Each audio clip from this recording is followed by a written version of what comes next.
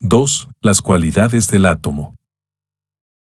El poseer cualidades se contradice con el concepto de átomo, porque, como dice Epicuro, toda cualidad es variable, mientras que los átomos no se modifican. 94. Sin embargo, es una consecuencia necesaria de dicho concepto atribuírselas. Pues la pluralidad de los átomos del rechazo, que son separados por el espacio sensible, deben por necesidad diferenciarse inmediatamente entre sí y de su esencia pura, es decir, tener cualidades. En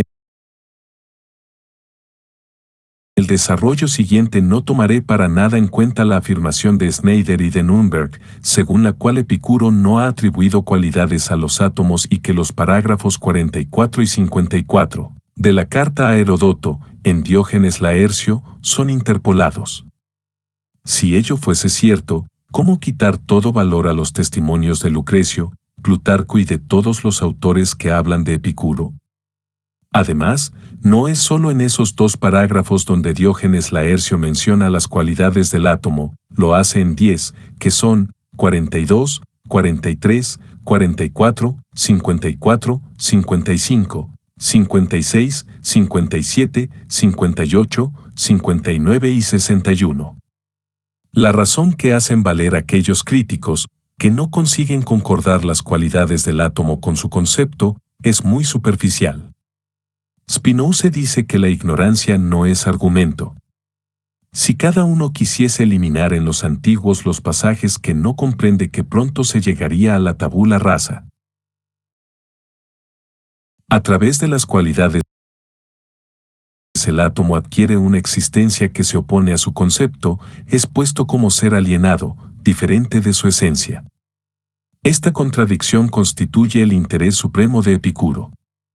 Tan pronto como él ha puesto una cualidad y ha extraído así la consecuencia de la naturaleza material del átomo, contrapone al mismo tiempo las determinaciones que aniquilan de nuevo esta cualidad en su propia esfera y hacen valer, al contrario, el concepto de átomo.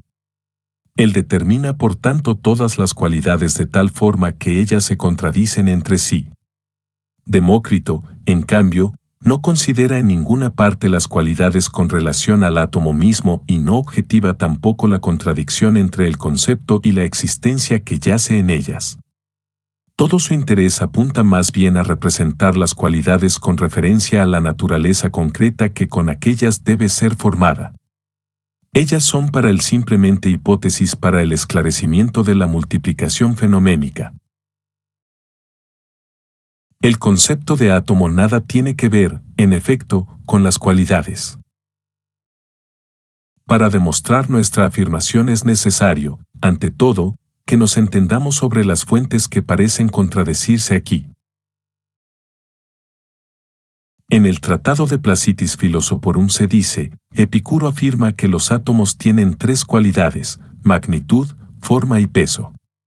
Demócrito no admitía más que dos, magnitud y forma. Epicuro le agrega la tercera, el peso, 95.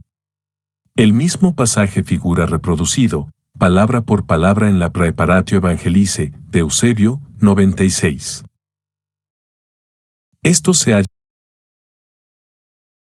confirmado por el testimonio de Simplicio, 97, y Filópono, 98, según el cual Demócrito solo atribuyó a los átomos las diferencias de magnitud y forma.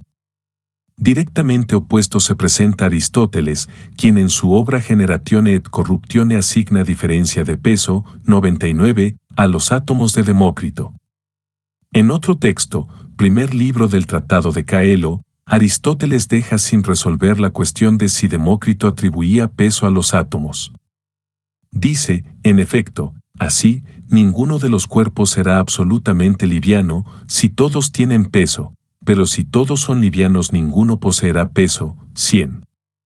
Ritter, en su Historia de la Filosofía Antigua, rechaza, apoyándose en la autoridad de Aristóteles, las opiniones de Plutarco, de Eusebio y de Estobeo. 101. En cuanto a los testimonios de Simplicio y de Filópono no se ocupa de ellos. Veamos si estos pasajes son realmente tan contradictorios. En los textos citados Aristóteles no habla ex profeso de las cualidades de los átomos. Expresa, por el contrario, en el libro 7 de la Metafísica, Demócrito establece 3 diferencias en los átomos. Para él, el cuerpo fundamental es, según la materia, uno e idéntico a sí mismo, más se diferencia por el ritmos, es decir, la figura, por la tropé, la posición, y por la diatige, que significa el orden. 102.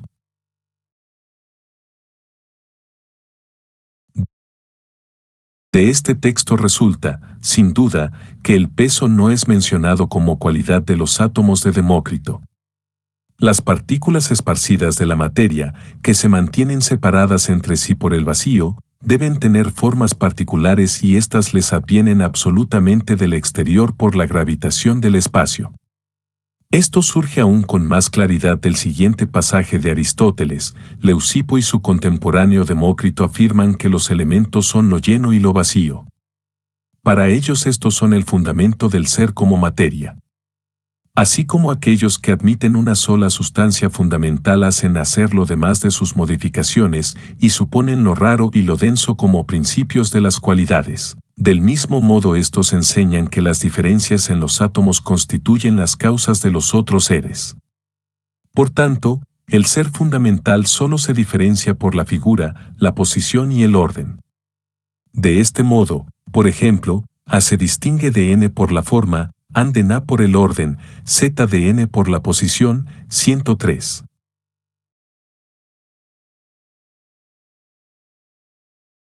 Se advierte claramente en este pasaje que Demócrito considera las cualidades de los átomos solo con respecto a la formación de las diferencias en el mundo de los fenómenos y no por relación al átomo mismo.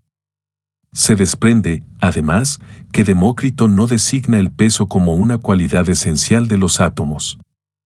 Esta, para él, es una cualidad obvia, porque todo lo corporal es pesado.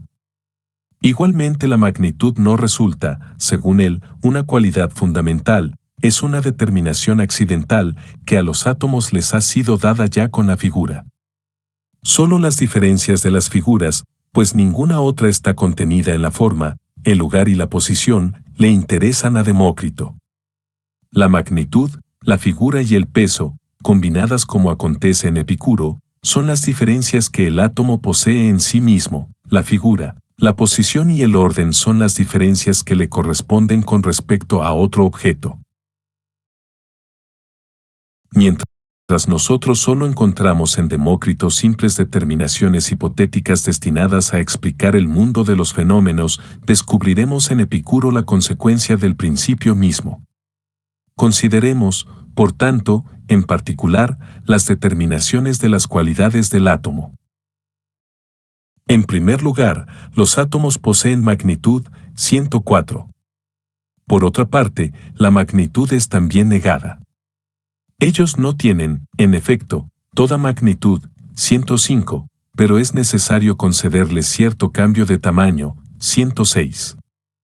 En verdad, solo se les debe atribuir la negación de la magnitud, es decir, lo pequeño. 107, y no lo mínimo. Pues esto sería no solo una determinación meramente espacial sino también lo infinitamente pequeño que expresa la contradicción. 108.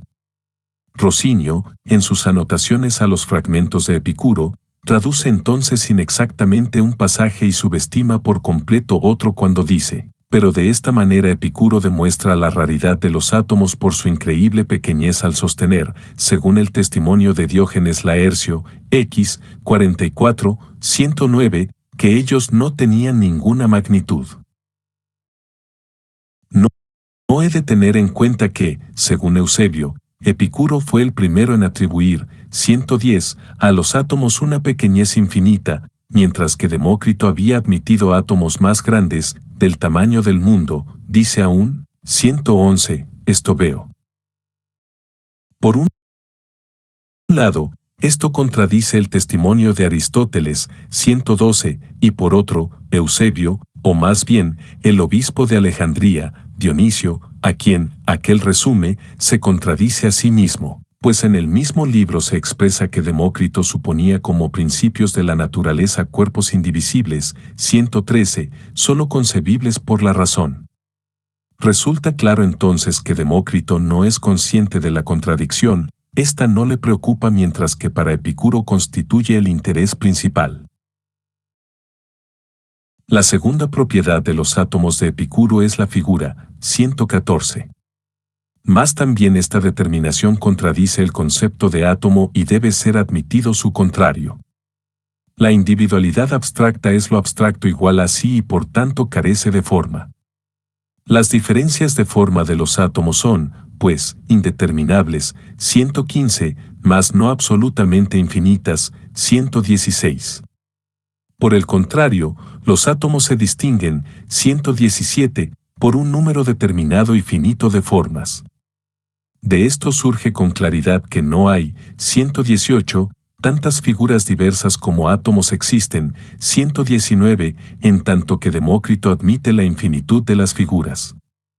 Si todo átomo tuviese una figura particular debería haber, 120, átomos de magnitud infinita, porque ellas poseerían en sí una diferencia infinita, la diferencia en sí frente a todos los demás, como las mónadas leibnizianas.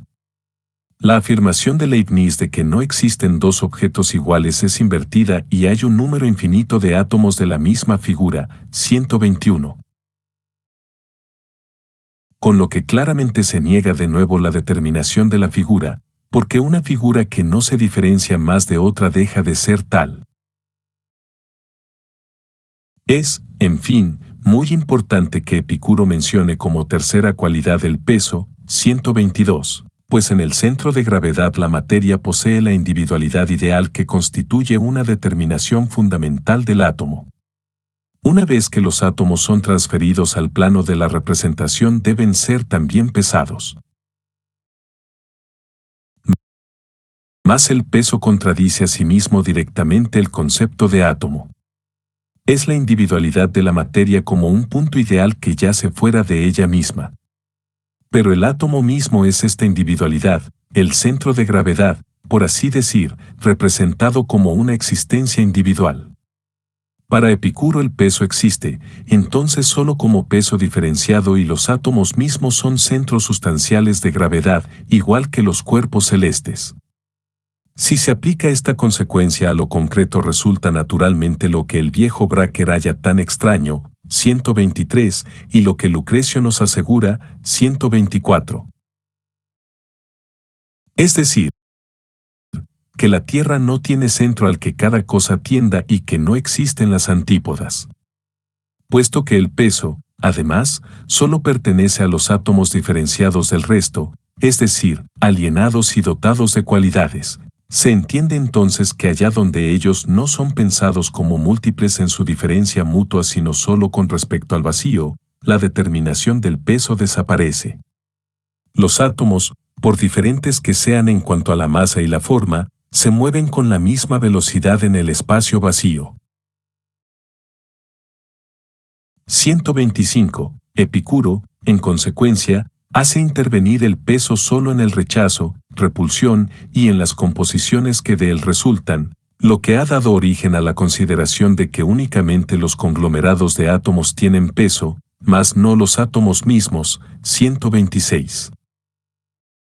Gassendi alaba a Epicuro porque éste, guiado exclusivamente por la razón, ha anticipado la experiencia según la cual todos los cuerpos, aunque muy diferentes en peso y en masa, conservan, sin embargo, la misma velocidad cuando caen de arriba hacia abajo. 127.